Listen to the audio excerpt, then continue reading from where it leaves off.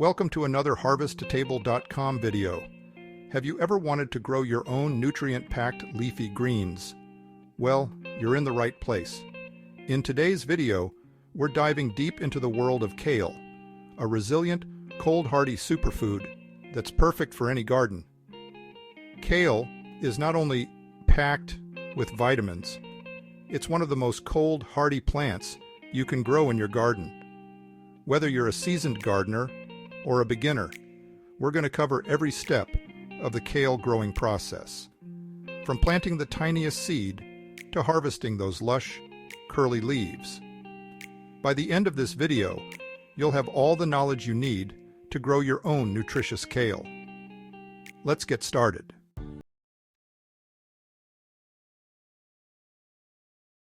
First, you'll need to decide what type of kale you want to grow.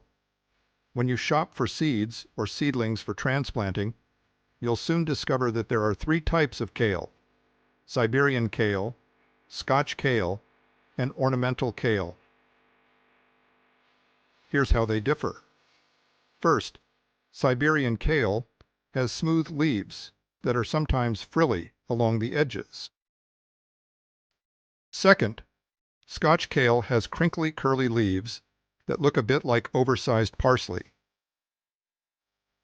And third, ornamental kale is colorful, commonly pink and white, and though it's edible, it's not flavorful, and is usually grown as a garden ornamental. Now let's look at several varieties of the edible Siberian kale and Scotch kale that you can grow for the table. Siberian kale varieties include White Russian and Red Russian. White Russian kale is a cold, hardy variety with broad, pale green leaves. The leaves have a slightly frilled edge. White Russian is known for its sweet, mild flavor, which becomes even sweeter after a frost. White Russian is tender and can be eaten raw in salads, steamed, or sautéed. Red Russian kale has reddish-purple stems and flat gray-green leaves with a frilly edge. Red Russian kale is very tender and sweet, especially after exposure to frost. Red Russian is often used in stir-fries, soups, or salads. A third Siberian kale variety is the standard Siberian kale. It is simply called Siberian. Siberian is known for its cold tolerance, making it ideal for late fall and winter harvesting. It has large, broad blue-green leaves with a frilly texture. The flavor of standard Siberian is mild and sweet, especially after a frost, and it can be used in a wide range of dishes. Now let's look at Scotch kale varieties. Scotch kale varieties include Dwarf Blue Curled and Winterbore. Dwarf Blue Curled kale is compact, growing to about 12 inches in height, and has finely curled, blue-green leaves.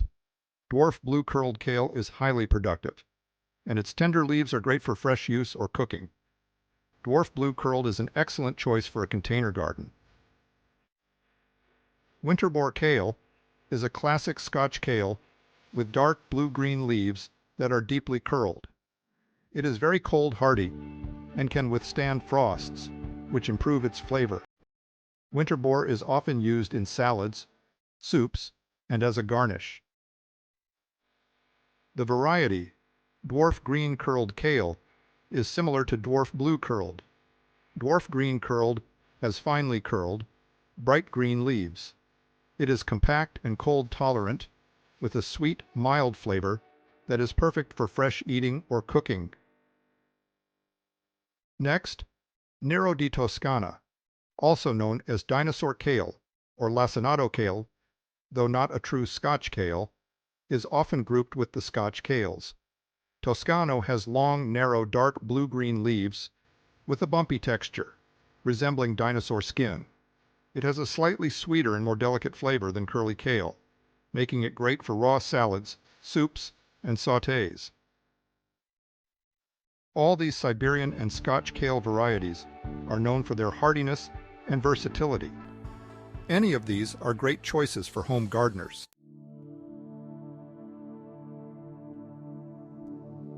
When to plant kale. Kale grows best in the cool times of the year, in early spring or in autumn. Sow kale in early spring for a late spring or early summer crop.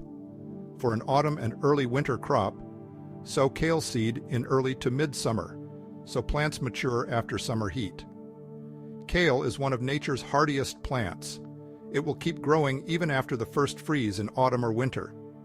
Kale can survive temperatures as low as 5 degrees Fahrenheit.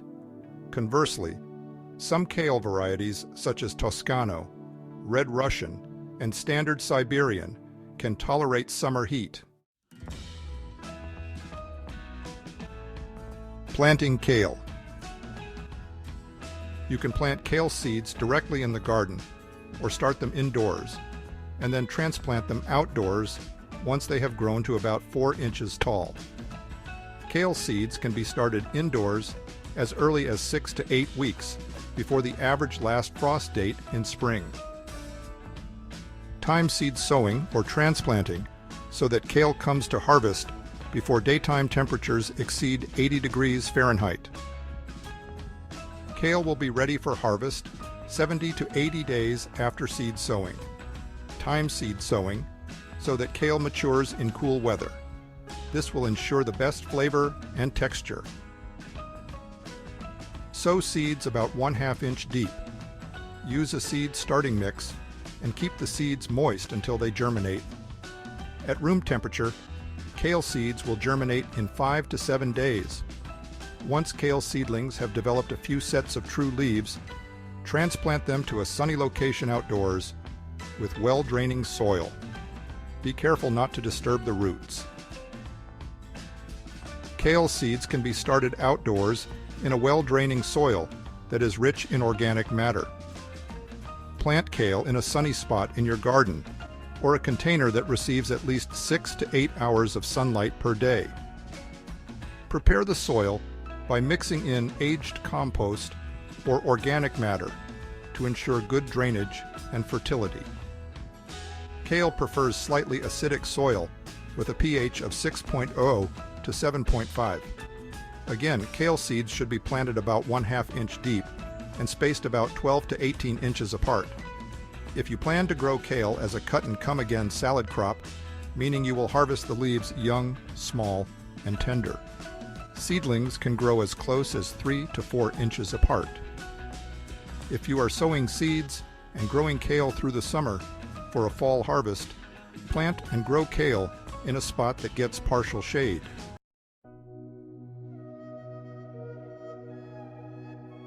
Caring for kale. Once your kale seedlings have emerged and are a couple of inches tall, thin them out to ensure proper spacing. Leave the strongest seedlings and remove the weaker ones. Water kale regularly to keep the soil consistently moist, but be careful not to overwater as this can lead to root rot. It's best to water in the morning or early evening to minimize evaporation.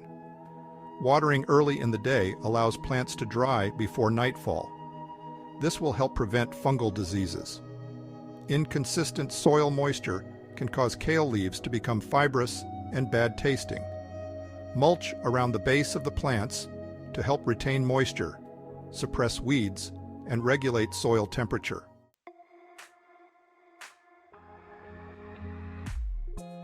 Feeding your plants.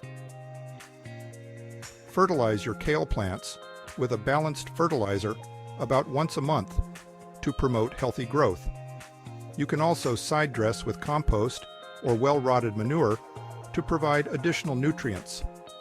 Kale is a heavy feeder, so it will benefit from a balanced fertilizer, such as a nitrogen, phosphorus, potassium ratio of 5 to 5 to 5, applied every 4 weeks during the growing season. Avoid too much nitrogen or kale will produce large, lush leaves that will be the target of insect pests. Kale pests. Keep an eye out for pests such as aphids, caterpillars, and cabbage worms, as they can damage your kale plants. You can handpick pests or use insecticidal soap or neem oil to control infestations. Growing kale during the cool seasons will alleviate aphid attacks, which occur mainly in the warm times of the year.